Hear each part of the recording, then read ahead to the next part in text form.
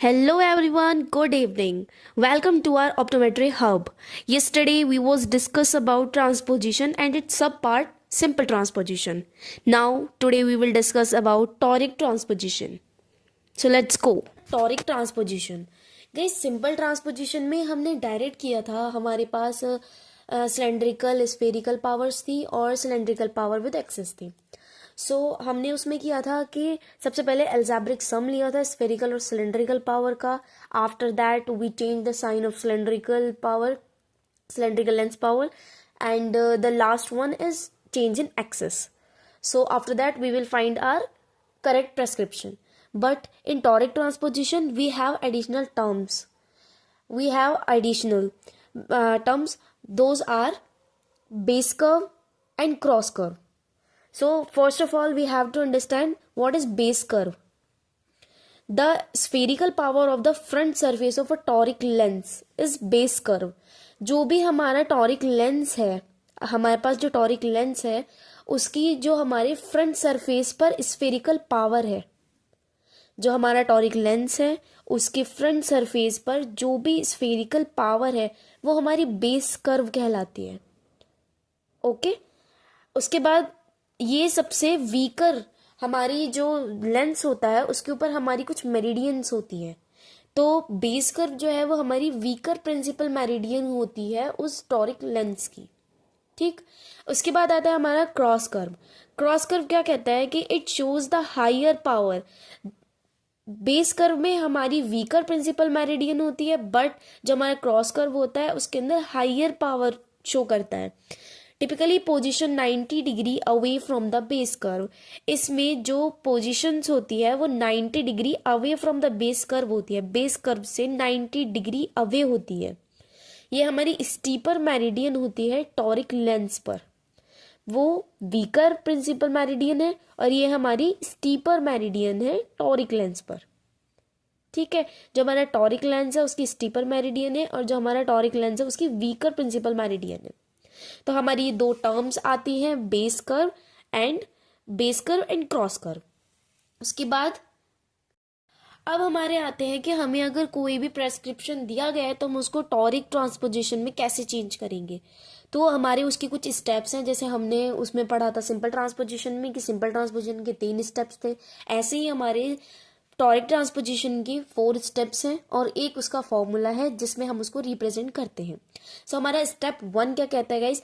Step 1 बोलता है कि जो हमारा सिलेंड्रिकल साइन है वो हमारा बेस कर्व के साइन के सेम होना चाहिए. फॉर एग्जाम्पल सपोज मेरा +6 बेस कर्व है, तो जो मेरी सिलेंड्रिकल पावर होगी उसका साइन मेरे बेस कर्व के साइन के साथ सेम होना चाहिए. जो सिलेंड्रिकल पावर होगी वो भी प्लस में ही होनी चाहिए, +2 इधर +3 एंड मोर. जो हमारी सिलेंड्रिकल पावर है उसका साइन और जब बेस कर्व है हमारी उसका साइन, दोनों का साइन हमारा सेम होना चाहिए. हमारा स्टेप 1 ये कहता है. अगर साइन सेम नहीं है तो सबसे पहले हम सिंपल ट्रांसपोजिशन के वो तीनों स्टेप्स रिपीट करेंगे, एल्जेब्रिक सम करेंगे, फिर सिलेंड्रिकल पावर का जो साइन है वो चेंज करेंगे, then we will change axis perpendicularly. अब सेकंड हमारा आता है कि हमें बेस कर्व में से स्फेरिकल पावर को माइनस करना है. कोई भी हमें प्रेस्क्रिप्शन दिया हुआ है उसमें हमें बेस कर्व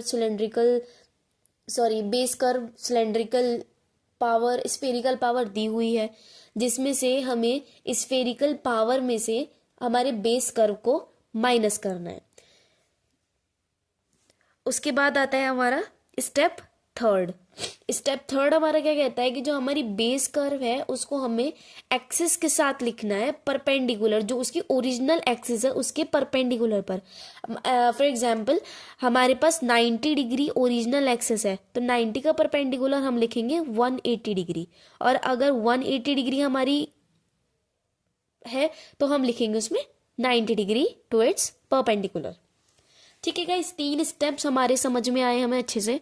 फिर हमारा 4th स्टेप क्या कहता है हमसे कि जो हमारा बेस कर्व है उसको हम सिलेंडर पावर के साथ ऐड करेंगे, लेकिन एक्सिस हमारी वही रहेगी जो हमने स्टेप 1 में ली थी. एक्सिस में कोई चेंज नहीं आएगा.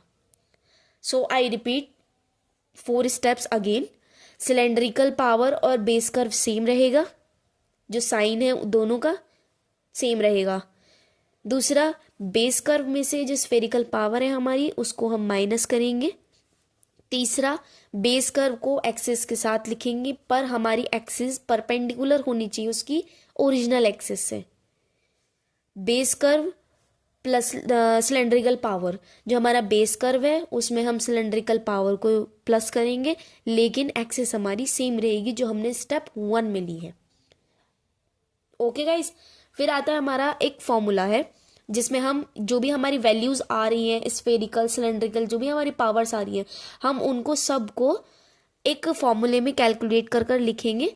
तो वो है हमारा total required spherical power upon base curve with axis oblique cross curve with axis. तो गाइज हम एक एग्जाम्पल लेते हैं, एग्जाम्पल के थ्रू हम समझेंगे कि हमारा टॉरिक ट्रांसपोजिशन हम कैसे कर सकते हैं, टॉरिकली ट्रांसपोज कैसे कर सकते हैं। तो मैंने यहाँ पर लिया है +3 डायप्टिक स्फेरिकल +4 डायप्टिक सिलेंडर और with axis 180 degree. Base curve है मेरे पास -6 डायप्टर का। सो गाइस, सबसे पहले हमारा फर्स्ट स्टेप क्या कहता था कि जो हमारी सिलेंड्रिकल और बेस कर्व की पावर है उन दोनों का साइन सेम होना चाहिए। हमें फर्स्ट स्टेप में यही देखना है। तो मेरी बेस कर्व की जो वो है पावर है वो माइनस में है और जो मेरी सिलेंड्रिकल लेंस की पावर है वो प्लस में है। तो सबसे पहले मुझे इन दोनों को ही चेंज करना है, या तो दोनों ही माइनस में हो या दोनों ही प्लस में हो। तो सबसे पहले हम इसको चेंज करने के लिए मैं पहले ही बता चुकी हूँ कि हम सिंपल ट्रांसपोज करेंगे। तो हमें इस इक्वेशन को सबसे पहले सिंपल ट्रांसपोज करना है। तो सिंपल ट्रांसपोज कैसे करेंगे, दोनों का एल्जेब्रिक सम करेंगे फर्स्ट ऑफ ऑल। तो +3 diopter sphere +4 diopter cylinder into 180। Here is our equation. ये इक्वेशन हमने यहाँ लिख ली, एग्जाम्पल मैंने यहाँ लिया है। Now we do algebraic sum. So +3 diopter का हम प्लस करेंगे 4 डायप्टिक सिलेंडर में विथ 180 डिग्री एक्सेस पर। So here we get +7 dioptic spherical and यहीं पर ही हम इसको सिलेंड्रिकल पावर को भी साइन को चेंज करेंगे, क्योंकि हमें सिंपल ट्रांसपोजिशन में हम सबसे पहले एल्जेब्रिक सम करते हैं, उसके बाद हम सिलेंड्रिकल पावर का जो साइन है उसको चेंज करते हैं। तो हमारी सिलेंड्रिकल पावर यहाँ प्लस में है, तो यहाँ पर हम इसको चेंज कर कर लिखेंगे -4 डायप्टिक सिलेंडर। हमारी एक्सिस चेंज होगी परपेंडिकुलरली, तो यहाँ 180 है तो यहाँ 90 डिग्री। ये मैंने कर दिया है हमारा स्टेप 1 सिंपल ट्रांसपोजिशन। ये हमारा स्टेप 1 का सिंपल ट्रांसपोजिशन हो गया है। अब स्टेप सेकंड में हम क्या बोलते हैं कि जो हमारा बेस कर्व है स्फेरिकल पावर उसमें से माइनस करेंगे। तो स्फेरिकल पावर मैंने यहाँ निकाल ली है, मेरी आई है 7 स्फेरिकल पावर। तो स्फेरिकल पावर रखेंगे पहले +7 डायप्टर और उसमें से बेस कर्व को माइनस कर देंगे। तो ये है हमारा 6 -6 diopter, minus plus minus minus minus plus, तो 7 + 6 13। So here we have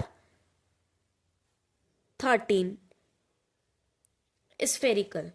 so after that step third क्या कहता है हमारा कि हमें जो स्फेरिकल पावर है हमारी, सॉरी सिलेंड्रिकल पावर जो है हमारी, अब थर्ड स्टेप जो है हमारा वो कहता है कि हमारा जो बेस कर्व है हम उसके साथ अपनी परपेंडिकुलर एक्सेस रखेंगे। जो भी हमारी ओरिजिनल एक्सेस है उसके परपेंडिकुलर हम अपनी बेस कर्व के साथ यहाँ पर एक्सेस रखेंगे। तो हमारा बेस कर्व कितना है -6 डायप्टर और उसको हम रखेंगे एक्सिस के साथ। तो हमारी ओरिजिनल एक्सिस है 180। So here we have perpendicular axis 90 degree perpendicular to 180 degree. Got it. ये हमारा थर्ड स्टेप हुआ। अब फोर्थ स्टेप में हम करते हैं कि जो हमारी बेस कर्व की पावर है उसको सिलेंड्रिकल पावर में ऐड करेंगे, लेकिन एक्सिस हमारी फर्स्ट स्टेप वाली ही रहेगी, एक्सिस हमारी फर्स्ट स्टेप वाली ही रहेगी। बस हम बेस कर्व में सिलेंड्रिकल पावर को प्लस करेंगे। बेस कर्व है हमारा -6, उसमें हम सिलेंड्रिकल पावर प्लस करेंगे। सिलेंड्रिकल पावर कितनी आई हमारी? -4, -4 dioptre cylinder and axis will be of step 1, 180 degree, -10 diopter cylinder into 90 degree perpendicular to this axis. Got it, guys? After that we will put all these in this formula which we have.